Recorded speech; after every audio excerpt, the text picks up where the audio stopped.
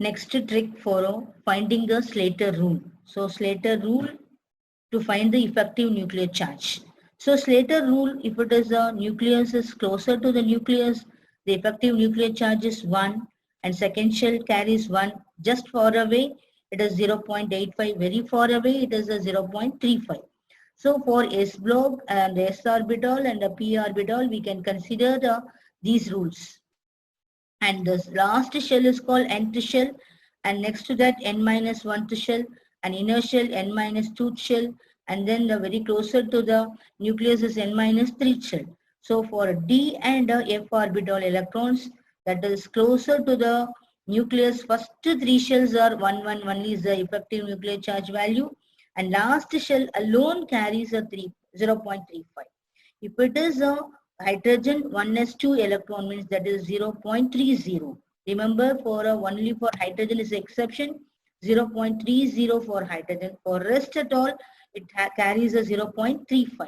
So S and P orbital for nth shell, 0.35 is the effective nuclear charge, and n minus 1 is a 0.85, and n minus 2 shell and n minus 3rd shell is a 1.0. For F orbital and D orbital, nth shell means last shell is 0.35. The remaining all shells carries only 1. 1 is the nuclear charge, effective nuclear charge value.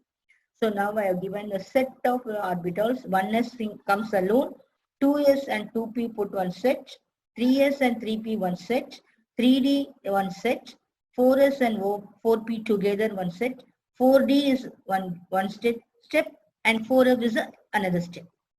So this is all the set of orbitals. We are separating it to find out the nth shell, n minus 1th shell, n minus 2th shell, n minus 3rd shell.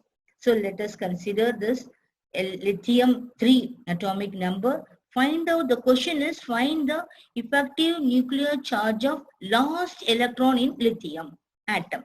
So lithium atom atomic number 3. So 1s2, 2s1. So 1, it is the last electron. Remove the last electron, it becomes what? 0. So this is called nth shell. Next to nth shell is called as n minus 1th shell. So I told you nth shell is carries 0.8, 0.35. There is no electron because we removed one electron. So 0 into 0.35 is carries 0. And here n minus 1th shell is just closer to the last shell. So that is value is 0.85. So 2 electrons are there.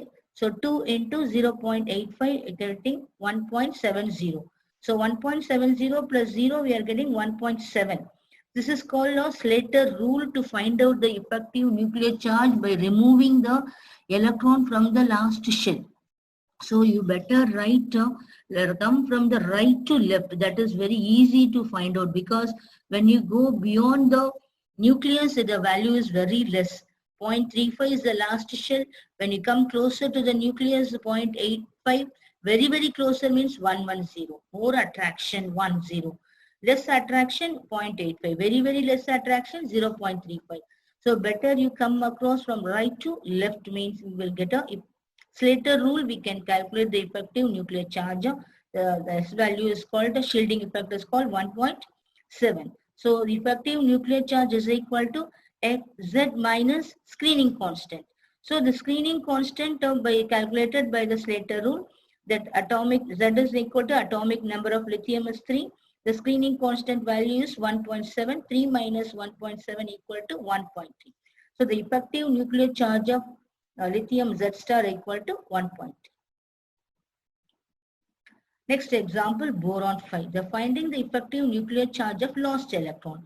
Write electronic configuration of boron 1s2, 2s2, 2p1. Already I told you to set this.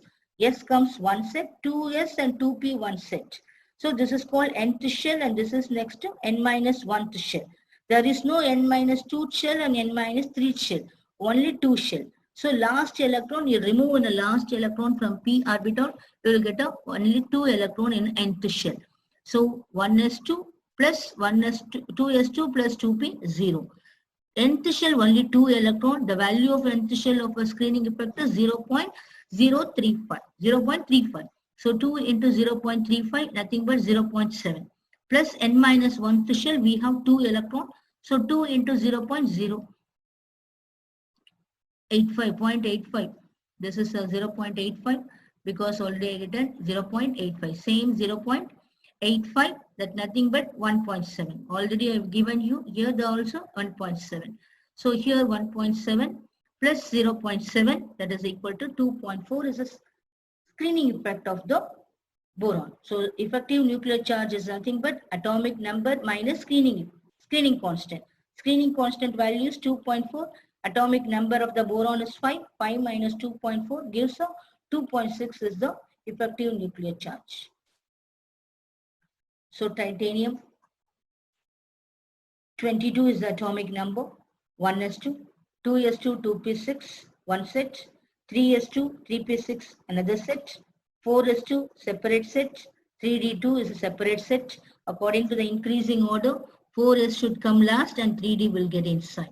So the set of the orbitals are 1s2, 2s2, 2p6, 3s2, 3p6, 3d2 and 4s2.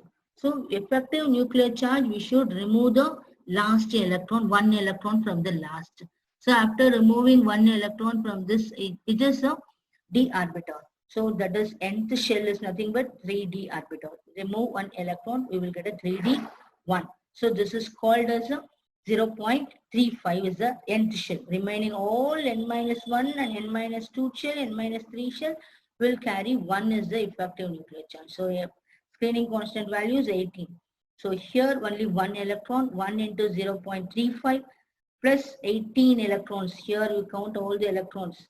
In n minus 1th shell, 8 electrons. Another n minus 2 shell, 8 electrons. Another n minus 3rd shell, 2 electron, 18, 8, 8, and 2 comes under 18 into 1. So 18 plus 0.35, 18.35. If d orbital means consider only d electrons. Don't consider s orbital. D orbital means don't consider the s orbital. So z star equal to z minus s is the screening constant value is 18.35 and atomic number of titanium is 22. 22 minus 18.35 value is 3.65. So the effective nuclear charge of titanium is 3.65. Thank you, students.